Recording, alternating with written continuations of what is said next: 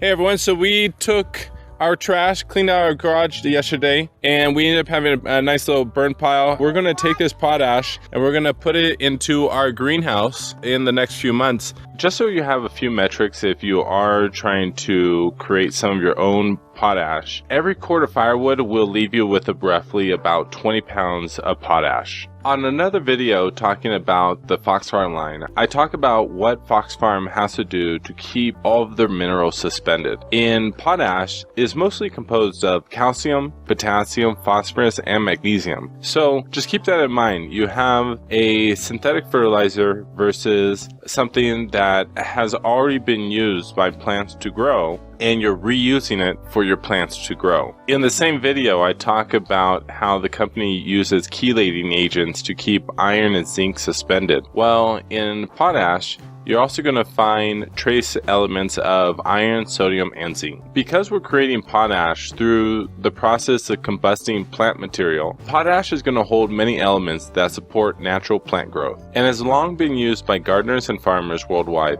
and will be here long past this whole experiment of using synthetic fertilizers for the last 50 to 60 years. You can use potash to neutralize acidic soil because it is alkaline. Although remember, if you are growing with microbiology, your microbiology actually has the power to change the pH around the root system. So just keep those small factors in mind. Potash is just going to be used to create an environment for your microbiology to exist without stress. It isn't going to be used to neutralize it. It's going to be used to assist the microbiology. Anyone that is growing acidic loving crops like blueberries or peppers, you might not want to use as much potash. If you are someone that likes to take measurements and measure things, you're always going to be looking for a pH between 6 and 7, just to keep it easy. Anything below 6 is too acidic, and anything above 7.5 is really too alkaline. When your soil is too acidic, it begins to shut down the microbiology from taking in nitrogen, phosphorus, or potassium. Wood ash is 70% calcium carbonate, so it can be used as a substitute for lime. As a general rule, you don't want to exceed about 25 pounds of wood ash per 1,000 square feet of soil. Remember to use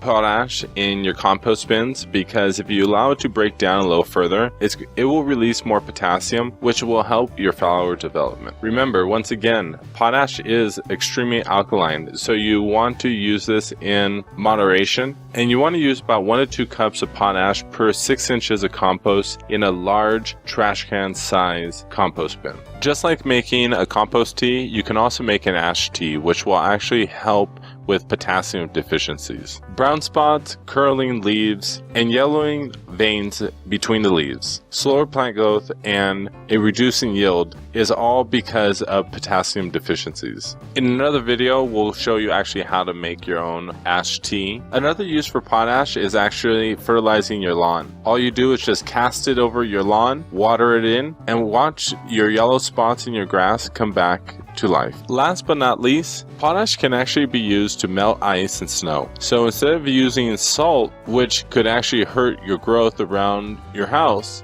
use potash, cast it around, and save yourself from many falls. Potash has so many great uses, and we have gotten away from producing all of our own goods from our house, and we don't have the knowledge and awarenesses we used to have because we've gotten used to just going to the store, buying a bag, and giving our power away. Because of regulations for safety and more people and populations growth, you can't just obviously start a fire and make your own potash, although still having these awarenesses are absolutely important.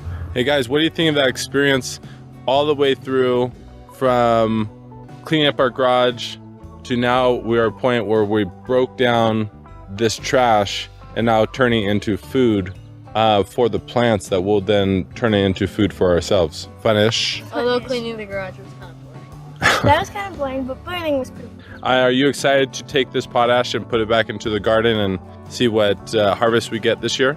Sure. Okay. All right, guys, have a beautiful day. Let's get planted, and don't forget about it. Don't just go back to work, because we are being encouraged to go back to work right at the time where we need to be planting our seeds. So make sure to do this. Teach your kids. So if you do have to go back to work, the process continues, because the rest of the school year will be off. So we're going to roll right into the summer and have the kids. So if you have to go back to work, at least they know how to manage the garden, which is something obviously you would normally do. but now it is something you can pass on that knowledge and information to the kids, because that's the most important thing. Have a great day, guys. And Starla? Please like this video, subscribe, and watch more of his videos. Thank you. And share. Love you.